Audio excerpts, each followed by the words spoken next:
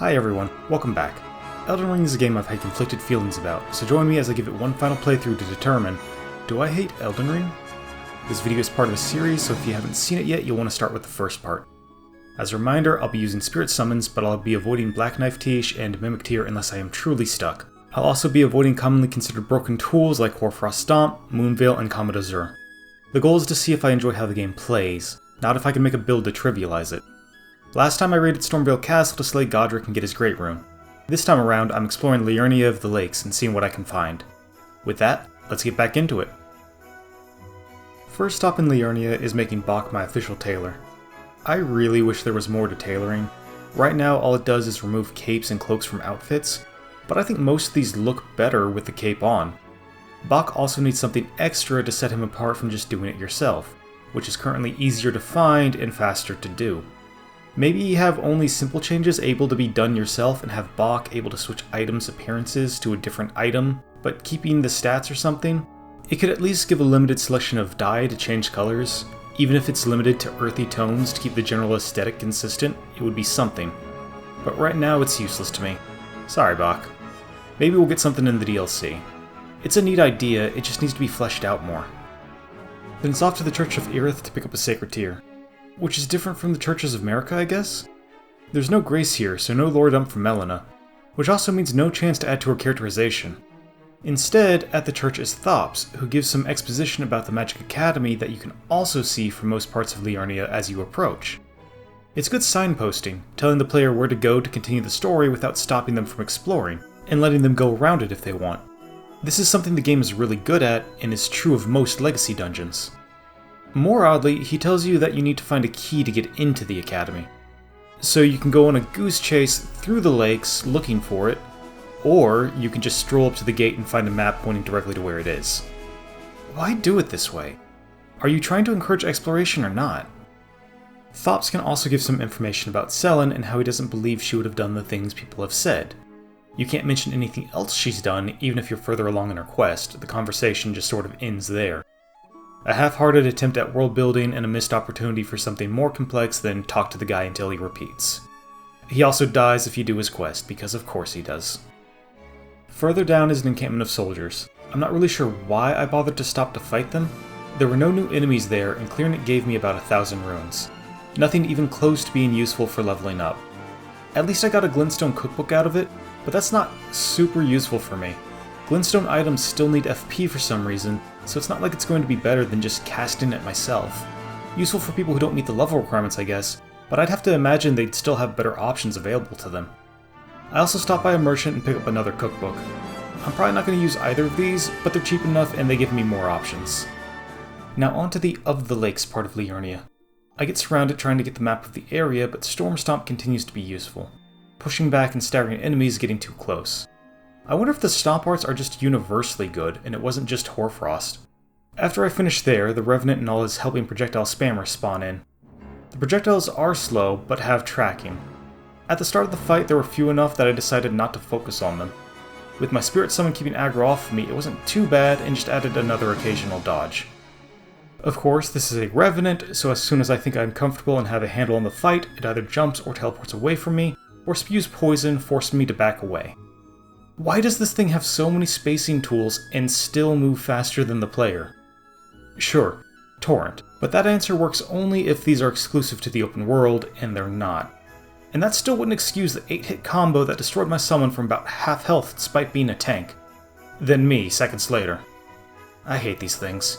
I know about heal, we'll get there, it just wasn't on my mind at the time.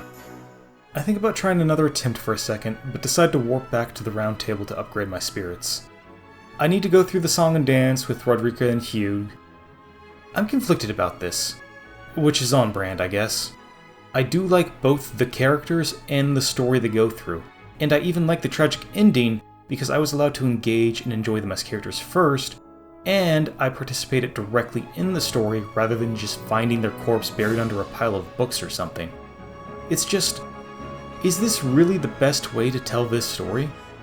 Having to play a game of telephone walking back and forth between two different rooms multiple times is such an odd choice to force the player to do to get access to a basic feature like spirit tuning.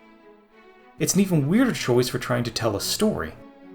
It's 5 minutes of walking back and forth to get these two to talk to each other, just for any interaction between them to happen off-screen. This wastes more time than if it was just a cutscene, but that would involve animating the models more, which I understand would add more to the workload. But we're really seeing the limits of how they've implemented their characters since Demon's Souls. These characters grow fond of each other over the course of the game, but we'll only ever see them talk about each other, never to each other. Still, I have access to spirit tuning now, and enough materials to increase the level of all my spirits a bit. With my spirits upgraded, I try another attempt at the Revenant, this time making sure to take care of its projectile spamming helpers. I have to search a bit because it's been a while since I've been in this area, and they don't start on the map, instead spawning in when you're close enough. I'm mixed on this. It removes the aspect of other traps in the series where careful observation will notify you to the traps once you understand the game design, even the first time through. On the other hand, there's a big obvious arena where you fight the Revenant and a bunch of platforms for them surrounding it, so there's clearly supposed to be clues about what to expect. We'll call it a wash. I'm not exactly feeling charitable considering the fight. It takes some time, but I clear them out. The Revenant poisons me as I deal with the last one in the center of the arena. It teleports away from the one attack I'm able to try before wailing on me until the poison kills me. Okay. I think for a second. I know there's an easy way to solve this, so I warp to the Round Table Hold to talk to Brother Corrin. I don't meet the requirements to cast Heal, but I buy it anyway. I also buy Catch Flame as a useful close range option to give me more tools, and Urgent Heal. That's still a heal, right? It should work for the same thing I need heal for, right? I have to clear out the mobs again, which takes some time. There's so many. All the time. I might need to look into a way to deal with multiple enemies quickly, but then it's time for a rematch.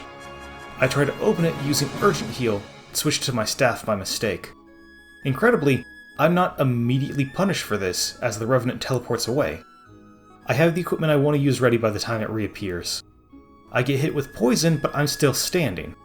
I run in to finish this fight with Urgent Heal. I miss. I try again. I keep trying until I die.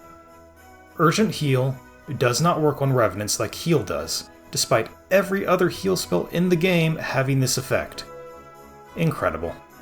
This game has a problem where they create enemies that are overtuned, but dismiss it because there's an item that solves the problem that they chucked somewhere out in the overworld. You go from a design based around having an answer to design based around having the answer. You see it here with the heal spell, but it also exists with Margit Shackle, Mog Shackle, the Beast Repellent Torch, the Sentry Torch, and the Blasphemous Claw, just off the top of my head. Some of these are worse than others, but all of them can vastly change the experience once you have them. Outside of the heal spells, none of these have a stat requirement to use at least, and even heal's requirement is actually fairly low. I just didn't know I needed to start with that one, and I had already lost my runes, so I wouldn't be able to level Faith right away. And didn't really need the spell outside of this one fight. Honestly, it makes me wonder if this game should still have had the leveling system from the Souls games. Okay, hear me out. I'm not saying it should have removed build options, but this was supposed to be from stepping out from more Dark Souls while still keeping the general structure. We had Bloodborne, which had a smaller pool of choices for leveling, and Sekiro had leveling basically just to open abilities. Elden Ring could have been another step away instead of being Dark Souls 4 but bigger. Without leveling, you can balance out the difficulty curve. There's no reason to remove any items, they would just no longer need a stat requirement. Damage would be based on the overall damage rate you have access to, so any spell or ability becomes useful, and can be balanced around that curve. You can still have progression with health, mana, and stamina by tying them to items found in the overworld or bosses defeated like in Sekiro, which gives a universally useful reason for engaging in the game's many repeat bosses. This could also replace or pare down the resources required for upgrading equipment, making switching between builds more viable in the endgame, which is what I'm starting to think they were trying to do. I may lean into this more with my own build with that in mind. I'm not against RPG mechanics, but they're not right for every game, and From really seem to struggle with balance here.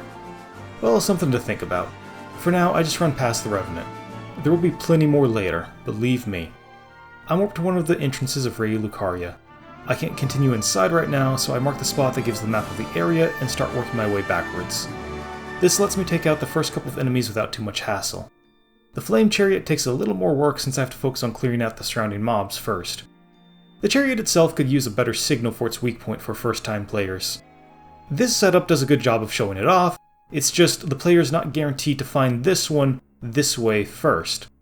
Once you do know it, the fight becomes a lot easier, but it's unfortunately still dependent on if the AI feels like being cooperative.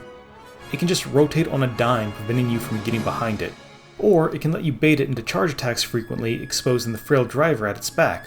Not much hassle this time around, so if the AI can be reliably made to use that move, or has other ways to get behind them, then overall it's a good fight. I'll know for sure after fighting these more. Oh, and I want to point out just how good this game is at showing off its overworld, which is well thought out and expertly crafted. I may have my problems with the game, but I think it deserves credit where it's due. Every other area in the game has ledges or cliffs overlooking the world, showing off incredible vistas. Both places you've been already and how far you still have to go. It's fantastic. I'm still not a fan of the beetles. It just seems like most of them are designed to waste time. I think Elden Ring is at its best when it sets itself apart from the normal open world design. This just feels like the standard padded mini encounters. Maybe I'm just salty about not getting the Ash of War from this one. After grabbing the map, I found my way to the Rose Church. I missed this on both my previous playthroughs, so this was an entirely new experience. Outside is the NPC that greeted you after the tutorial, and if you've slain a shard bearer, he asks if you trust the two fingers, and gives you an item if you say no. Most players coming from Dark Souls probably already expected the main quest givers to be untrustworthy, so seeing them play with the other side is interesting. He gives you this in front of a church covered in bloody pustules, and the item he gives you is used for invading other players. The design is clearly indicating that he's not to be trusted either. Given the fight in the church, I don't think that's misdirection. It's a preview of a late game enemy that works as a mini-Mog boss fight. The fight wouldn't be too difficult on its own, its attacks are mostly well telegraphed and have intuitive dodge timing, except it can cause bleed. It can cause a lot of bleed, very quickly. Oh, and it can parry, so don't bother trying to rush it down. No spirit summons in the arena either, so get good or leave, I guess. This fight takes me 3 tries. The first 2 go alright, until I'm instantly killed by bleed, which it only really needs 2 full hits to proc. So my choices are to build resistance or vigor and come back, or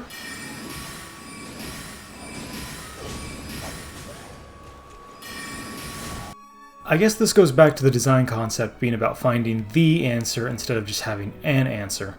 While Minimog here does have a knife throwing attack if you get too much range between you, both that and its lunge are easy to block or dodge, and don't build nearly as much bleed as some of its other attacks.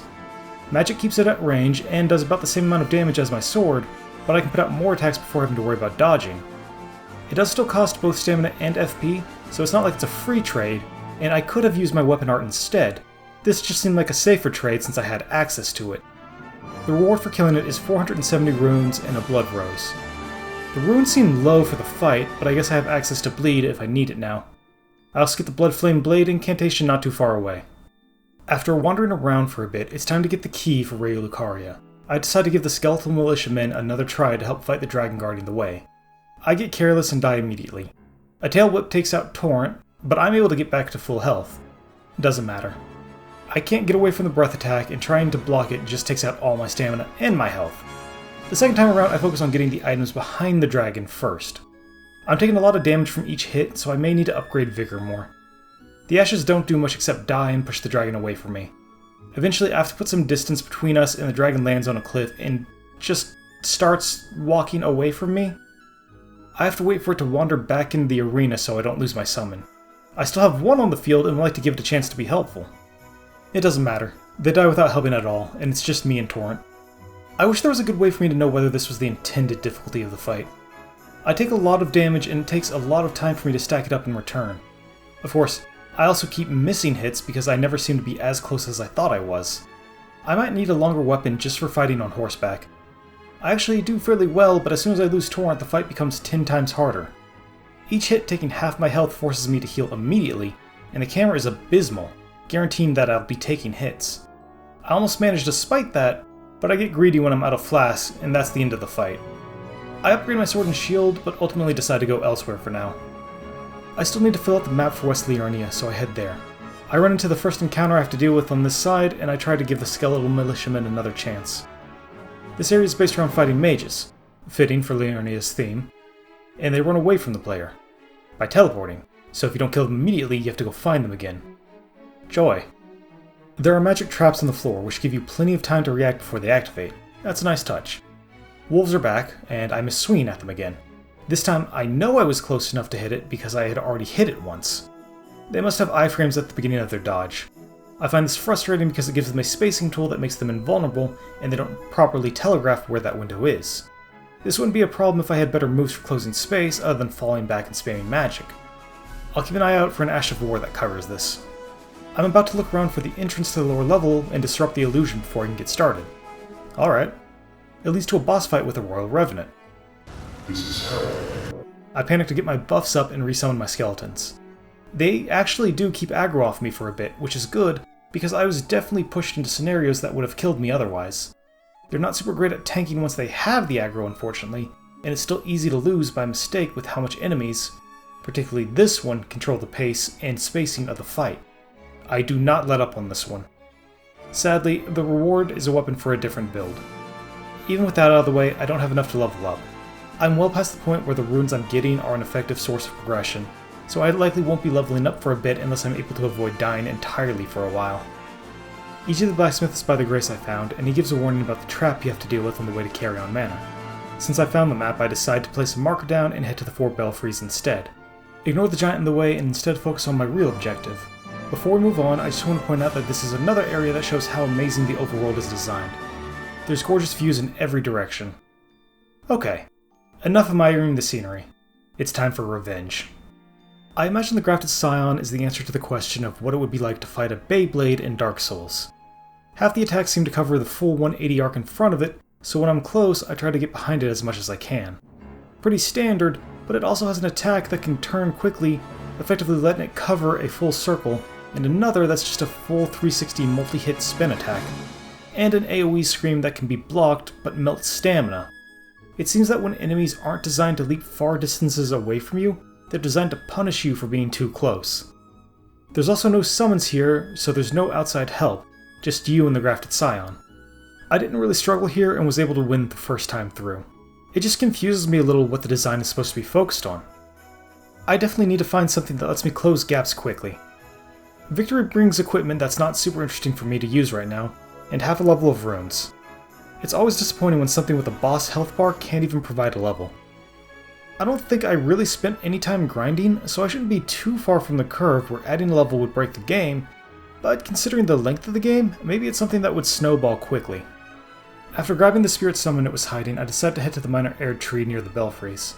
I did stop by a catacomb, but it stood out so little I completely neglected to take any notes about it.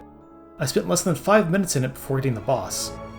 I like the spirit collar snail in concept, pulling an in-game enemy that you're probably not prepared for, but you just need to manage while you hunt for the snail itself. It unfortunately breaks down in practice. There's not a good flag for a new player to identify the goal quickly, but more importantly, reuse is already a problem with this game. Summon bosses should work as a sort of greatest hits or a preview of something cool coming up. This particular summon can just barely outrange my dodge, which makes the fight unintuitive.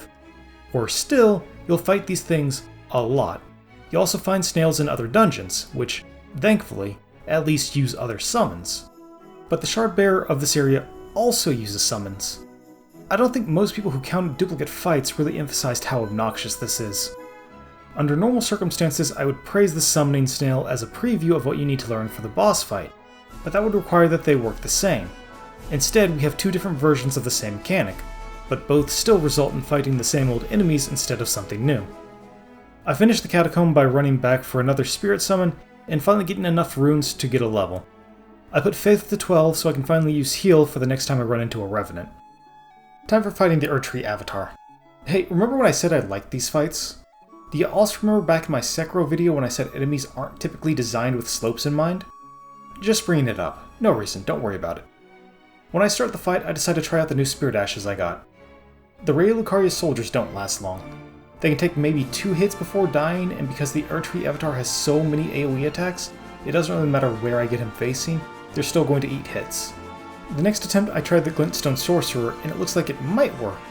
until one of the lesser enemies wanders into the fight and the summon just can't handle it.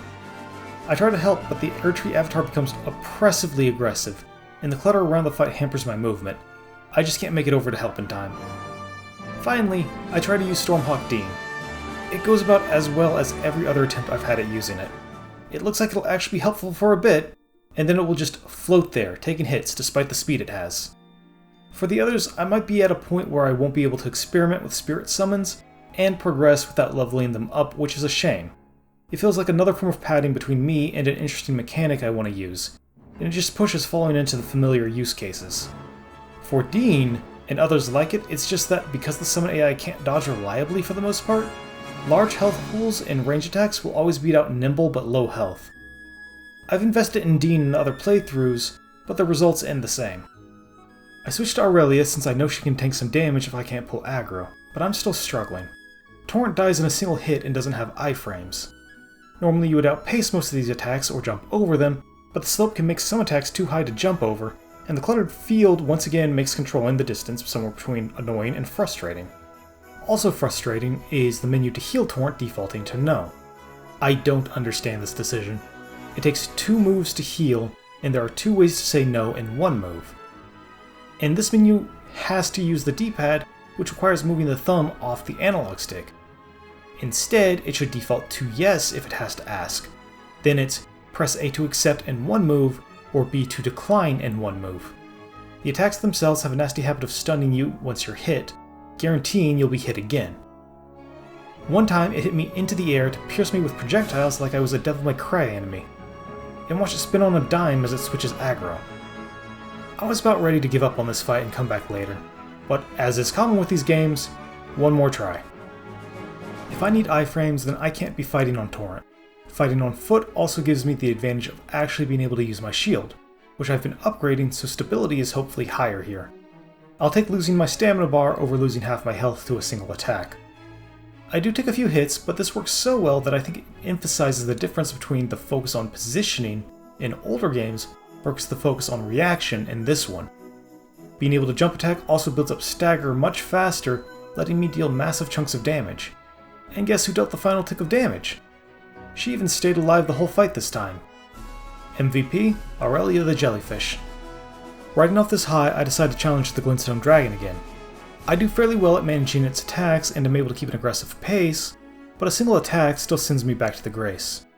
I try again, but it jumps on terrain, making it hard to hit before a single attack sends me back to the Grace. Learning my lesson, I head to a mine I had marked earlier. The smithing stones will be useful if nothing else.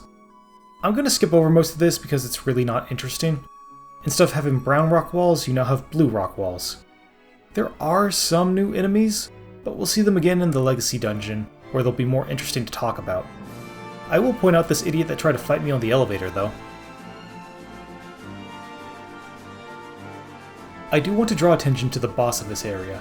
It's a Crystallian, and it's really easy to fight despite me using the entirely wrong weapon for it. The thing is, there are a lot of these fights, and they are rarely fought alone.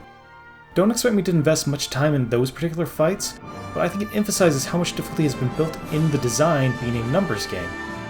I know some people have said that it's like they took separate enemies and threw them together, regardless of design, but I'm wondering if some were designed together before being separated. Of course, that doesn't mean I like the design of them together, but we'll get there if I ever fight them. For now, I gladly take the Miner's Bell Bearing, allowing me to get new equipment up to level faster. I still have at least half of Liurnia to explore, but I decide to head to the Academy. Looking back in retrospect, I think I can make this build work, but the low Vigor has been really hampering me. I either need more levels to put into Vigor, or to respec entirely. The best solution for both is to beat Renala. Near the gate, you can go through a seal, and on the other side of that seal is a Finger Maiden, and more importantly, a Grace. One that lets you talk to Melina. Just another one of the many things I've missed on past playthroughs. Her conversation here is short, but any amount of detail is something her character sorely needs before the endgame. She tells you Bach is always happy to see you and you should talk to him when you can. Either this is hinting at her being good at reading the emotions of other characters, or even better for her developing her own character, a bit of projection about being lonely and desiring someone to talk to. It's just a shame I can't. You know what would be a good solution and make her feel like a companion? do what the Dragon Quest games do, and have a menu just for getting her comment on an area. She already follows around the player, so it's not like she has a story reason for being inaccessible, and this gives the designer a way to flesh out her and the world more with something that's easy to adjust and add on to. Dragon Quest obviously has the benefit of sectioned areas to make it easy to know when to update what commentary, but I'm sure that Elden Ring has similar triggers you could use. The Graces would work, but then we come to the question of, why isn't Melina at every Grace to talk to? My guess would be the cost of voice acting, but something accessed in the menu wouldn't need to be voice acted. Although I wouldn't say no to that being true for most of the Grace sites, with only the important ones getting voices. Still, it's good to see her character more instead of just at the end, so I'll appreciate whatever little I can get. Before I end my time playing for a bit, I decide to make it at least as far as the Academy's first proper Grace. In the way are 2 glintstone sorcerers with an insane rate of fire. If you're just moving, then you have enough room and time to avoid them. If you focus on attacking one, you will take hits from the other. Past them is another sorcerer just in case you didn't catch on to the theme of this level, and marionette soldiers that will drop from the ceiling to punish a player who may have taken the wrong lesson from the sorcerers at the door.